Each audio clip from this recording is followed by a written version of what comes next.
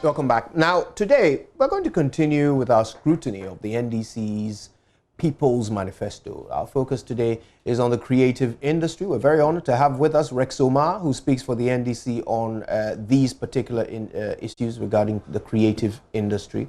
And he joins me in the studio. Hello, good afternoon. Good afternoon. I'm hoping we can also talk about tourism and culture. Of course, I mean, yes? They are intertwined. So. Very good. Okay. But my area is specific. The creatives. That's fine. We will focus more on that. We're also going to be joined on Zoom by some of the industry players to scrutinize the manifesto. We have Obri Tete, he's a musician and a social actor. Fiadem Curve Season is a gospel musician and entrepreneur. Kwesi is a live blogger and entertainment analyst. And later, we'll have Prince Chega, who is a player in the industry, an entertainment host on Hits FM. He will help us digest the NDC manifesto on the creative sector. But I want to start with you, Mr. Rex Omar. It's a pleasure once again to have you. And I noted that under the creatives, there were a total of 17 separate points made.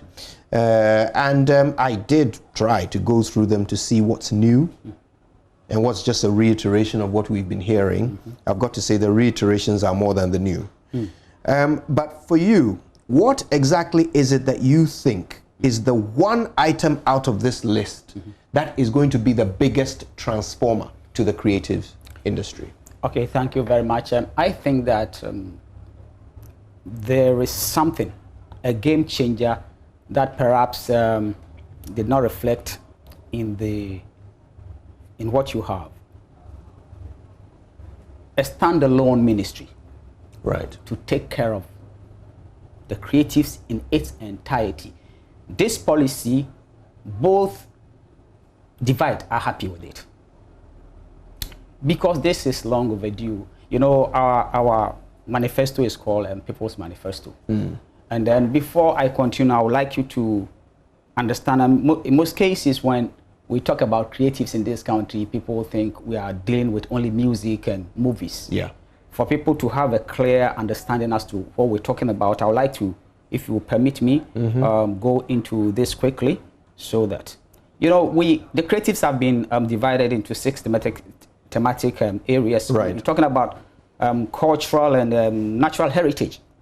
Under it comes the museums, including the virtual museums, archaeological and historical places, cultural landscapes, natural heritage.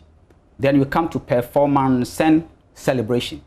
Underneath is performing arts, music, festivals, fairs, feasts, etc. Then we come to visual arts and craft. Underneath comes fine arts, photography, crafts. Then you come to books and press.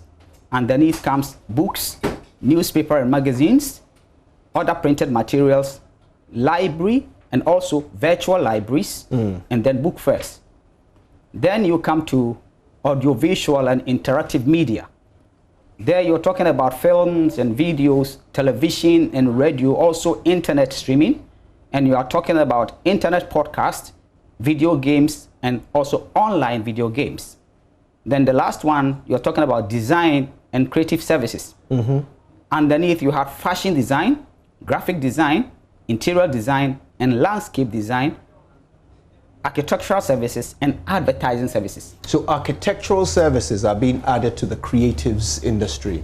It is part of the creative industry. In our part of the world that we've neglected all these things, when we mention creatives and people are thinking of only music and film. So this huge industry that has been proven based on UN research that creates employment for is the creator of employment for youth and women, the highest employer in the informal sector. And our manifesto is based on jobs, jobs, jobs.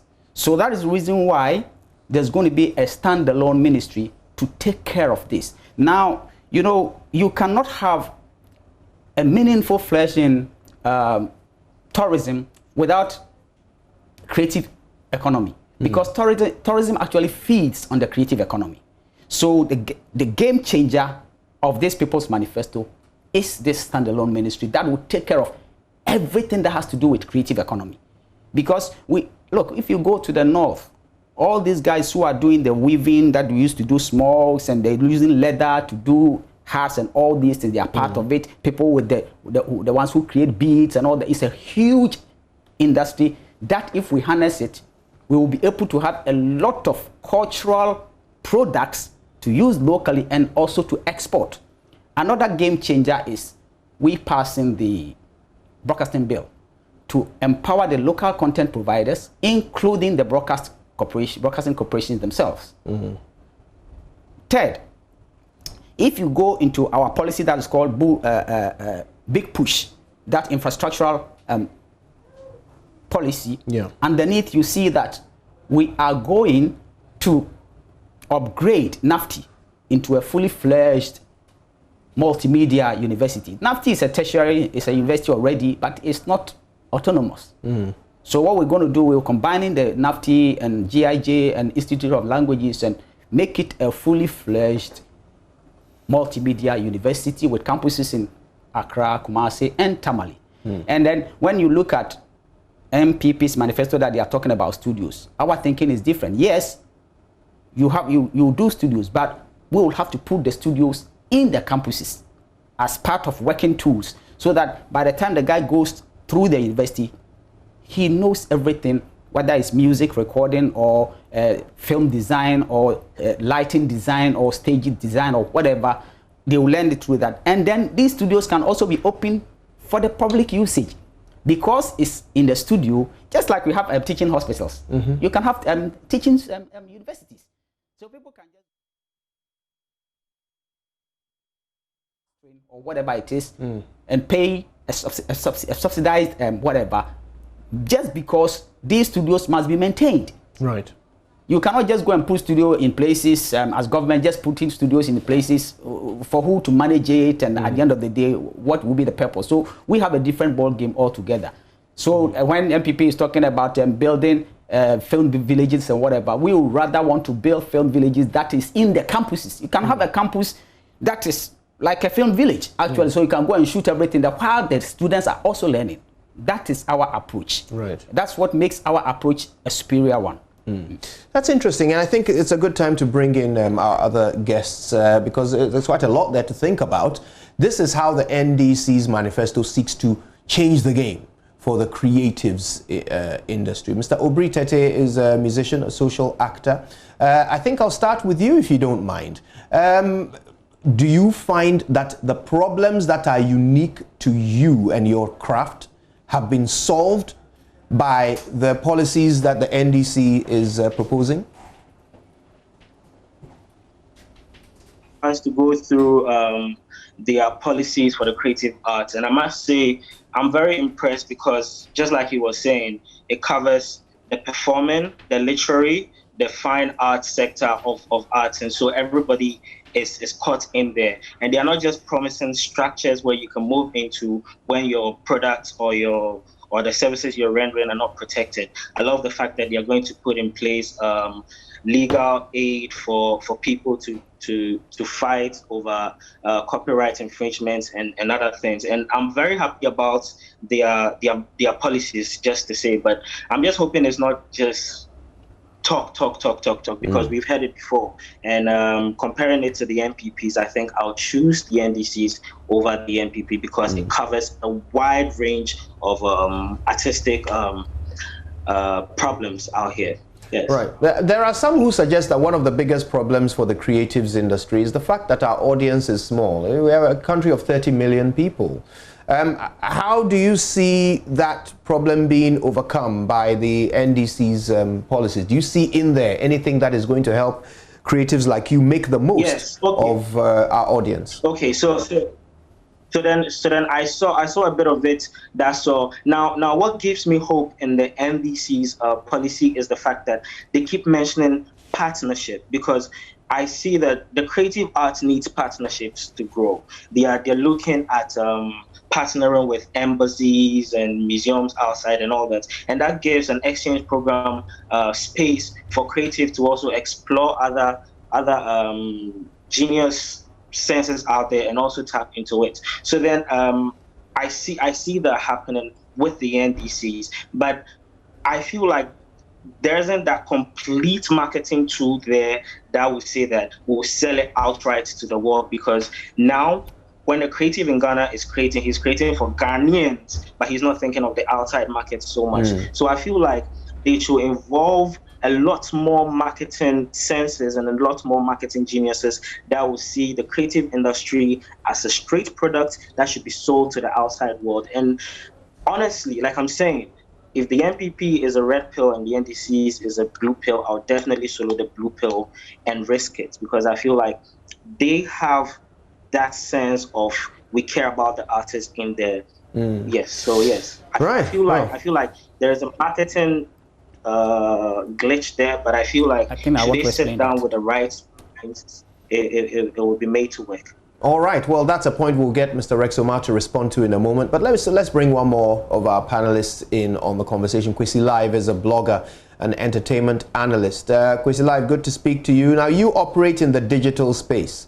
Looking through the NDC's manifesto, do you see that the digital space has been catered for adequately? Would you envisage from reading the manifesto that under an NDC government, digital media will be a better platform for creatives? Yeah, I think digital media is supposed to, it's something that we've been thinking about or like talking about it for a very long time now. And when you look at our creatives, especially the musicians, the actors, because they hold the majority of the space in the creative arts. I'm not trying to downplay the others, but they are also in there. But if you look at this space, and especially artists and then the other spaces, what they are really thinking about or talking about is the fact that how can they market their talent and then their work. And I think that's something that we've been really thinking about or talking about for a very long time now. How our creatives or how our artists and other people in the creative sector can market their goods. And I think one thing that's first of all, let me say I'm impressed by the manifesto. I was hoping to see that wasn't captured was how it will be regulated, how the digital space will be regulated in Ghana, because there are so many instances, especially in the writing space. I'm a blogger, so let me take it from the blogger's perspective. That's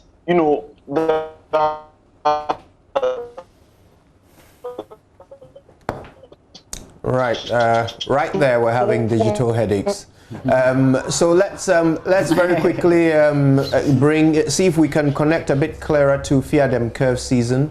He's a gospel musician and an entrepreneur. Do we have you, Fiadem? Yeah, I hope you can hear. Okay, good, wonderful. So yes, I'd love your take on what the NDC envisions to be the future of creatives. What do you think? Do you see your own issues addressed and canvassed in the manifesto? Yeah, very well. It's a laudable idea, and I think it will go a long way to benefit every musician in this country. But the question still remains: if they will give it that essence of fulfillment, and that is what we are looking for. Looking at everything they've said, I've not really taken time to go through it, but again, I will still stand on the fact that they should be willing to fulfill whatever they ask, because we've been in this country for quite a number of time, and things are being said and they are not being accomplished. And we are looking forward that whatever has been written will be accomplished, and that is what we are looking for. Thank you. Yeah, I think, Mr. Rex Omar, there's quite a bit for us to work with now. A number of views passed. Generally, everybody seems to be quite pleased with the direction that the NDC's manifesto is taking. I, of course, am always looking at numbers. I want to know how this will be funded. You know, so you've got some very big ticket items there. A new ministry, that in itself is a load of money. Then you're going to build all this infrastructure. You're going to enhance NAFTI. There are going to be studios all across the country. You're going to actually spend money marketing Ghanaian creative products to the international market. I saw that there. Yes. The Ghana film, Ghana films are going to be marketed abroad. So a lot of money is to be spent. Where from? Before I go into where from, I mean, I want to answer the questions from the gentleman who spoke about marketing and the guy who spoke. You see, that is why if you look, the ministry is going to be called Ministry of Creatives and the Digital Economy. Right now, the world is going digital. I mean, you have libraries, you have virtual libraries. Now people are doing virtual concerts.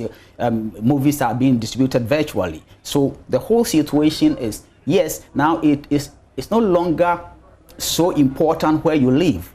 It does not really necessarily matter the size of your population. You have to take the opportunity of your competitive advantage, being in Ghana, peaceful, create your stuff, and make sure that, look, we have a lot of young people here. If we put our heads together, we can have our own digital space. I mean, Netflix is an example. Yeah. Why can't we create our own? So there are so many things that NDC is looking at this thing holistically, futuristically, so that we are not creating something that tomorrow you can depend on. We are creating something that we can depend on in the future too, for the people yet to be born and the new up-and-coming creatives. I'm very happy that the bloggers spoke. They're also in the digital space. Yeah. Very few people knew that even bloggers are part of the creative economy, like people like you. One of the things that is going to be interesting is, look, we passed the film bill. We are going to make it operational. The film bill is supposed to come with film fund, because you cannot have a creative industry without funding it. So if we come by 2020, 2021, we are going to have the film fund that will support the film's aspect of it. Now, we have had the Creative Arts Bill in Parliament. We are getting to 4 years. We started the Creative Arts idea. We did the first draft, and it's getting to 4 years. It's still lying in the Parliament. That one also comes with a fund. You know, so look, if you look at the importance the NDC party is putting on the creatives, this is a new dawn, because a party that promises that we will reduce the ministries has still find it very important to create one for the creatives. It tells you. Now here is the country. We created this Exim Bank. Exim Bank is there to support export drive. Okay. Now, Africa, we have the largest market. We've created this 800 million big market, AFC, FTA. How are we preparing our creatives to create cultural products that we can also export? For example, the recent year of return that we did, even though it was organized by tourism, but it fed on creative. Afro Nation. Yeah. It's a creative product that was exported from Nigeria. That Ghana government went ahead to even sign 3 years agreement with them. Afrochella. Yeah. It's a creative product. And all the other stuff that went around it. So this is the way NDC is looking at it. We are looking at the bigger global approach to this. That is the reason why we did not leave the educational aspect of it. We need the entrepreneurial aspect of it. Look, when you go to Europe, there are companies that are set, specialized marketing companies purposely for creatives. That is why we sit here and we are showing Mexican soap operas and Indian soap operas. There are marketing companies who are scouting all over the world to push their cultural products. We can do same because we have the competitive advantage to do same.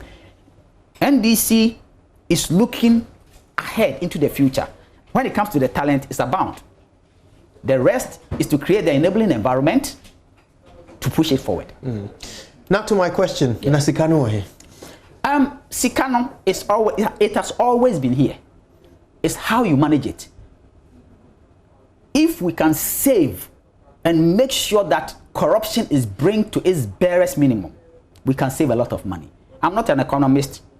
We have our financial people who speak to the finances, but I have always believed that if a government has a political will, decides that this is what I want to go.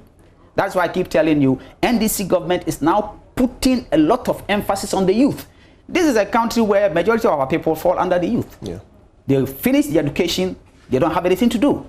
If we don't do anything about this, we are sitting on a time bomb. Our flag bearer have said it over and over. That is the reason why, even as we're reducing the ministries by 40, he's still creating a new ministry that will be called Ministry for Youth Development. We are serious and we mean business. We are looking into the 21st century. You cannot do same things and expect different outcomes. So these people's manifesto, even the way we went about it, tells you that it's a new dawn. How much consultation went into it? I mean, can you give us an idea of the interest groups that the NDC spent time with in putting together these policies for the creatives? A lot. Our flag bearer himself did a listening tour, if you remember. He went all over the country before even then. Also the Manifesto Committee also invited a whole lot of different professional groups and left, right, center. I am not part of the Manifesto Committee, but they approached the creative sector of NDC. We sat as a team, we made all our proposals, and we sent to them back and forth, back and forth. You just not tell them anything and they'll take it. Now you have to justify why. And we were able to prove to them that the future is in the creatives. Look, if Mark Zuckerberg was a Ghanaian and we have been treating our creatives this way, he wouldn't have gotten anywhere. Look at the amount of money, the value of Facebook alone. Can we be talking about cocoa and timber? No. Right now, the world is looking into the creative economy, the creative ability of the individual. So harness the creative ability of the individuals and turn it into an economic venture. Right. To bring money. So that's where we're looking at. There is something that I didn't see. Maybe it's catered for in some other way, so it's good you're here to help us. I was hoping to see something about the fundamental problem, the culture change that is required. You know, in our country, we have a certain view of creatives. We don't see them the same way we see doctors or, you know, or lawyers or engineers. I agree with you. Right? But these are people who are using their brain power to create something out of nothing. These are people who are respected in other parts of the world. You talked about Mark Zuckerberg, great example. In Ghana, Mark Zuckerberg would probably be running a busy internet. That's about as far as he would go. Right? So my question is, what are we seeing in here? What is the NDC's plan to change that mindset, that culture of Ghanaians that downplays something that is so valuable, you know, the storehouse of our culture and tradition and everything, downplayed in this manner? How is the NDC planning to approach NDC that? have started it already. That's why I'm sitting here talking. For the first time in the history of Ghana, a major political party like NDC has appointed a practicing musician to speak to the creative economy on behalf of the party. That tells you the way NDC look at things.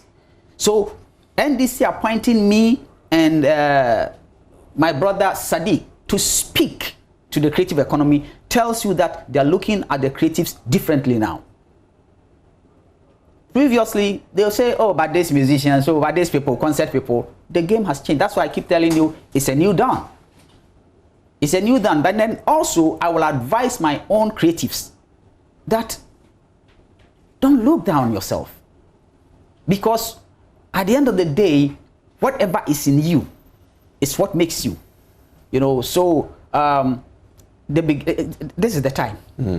So I'm hoping, I mean, because obviously you and your party believe in the value of creatives. I'm hoping there's a plan to transmit that belief to the masses, because you need them. It will happen. You know, the whole situation is we have neglected as a country this sector of the economy for a very long time. So this is the time that, I mean, as I mentioned, the people that falls within the creatives. Look, this manifesto and it's part of the creative is now awakening a whole of them, including the millennials. They are very, very happy, including academia. Because now when you're talking creatives, you're not talking only music and film. You're talking about the totality of it, you know, and this is just the beginning. So that's why I wish everybody, and I'm praying that everybody, if you really care about your destiny, this election is about destiny, especially if you are in the creative industry. This is your destiny. If you want your destiny to be touched, vote for NDC. Mr. Rex Omar there, chipping in a quick campaign message before he leaves. Thank you very much for your time with us. A lot to think about, isn't there? But there's even more to come on the Pulse. Stay with us. We're about to get into a conversation with our correspondents, whipping around the nation to get reactions. It's Friday. It's time for Our Correspondents, a segment that gives you an update on the major stories that we covered from around the country. That all comes after these messages.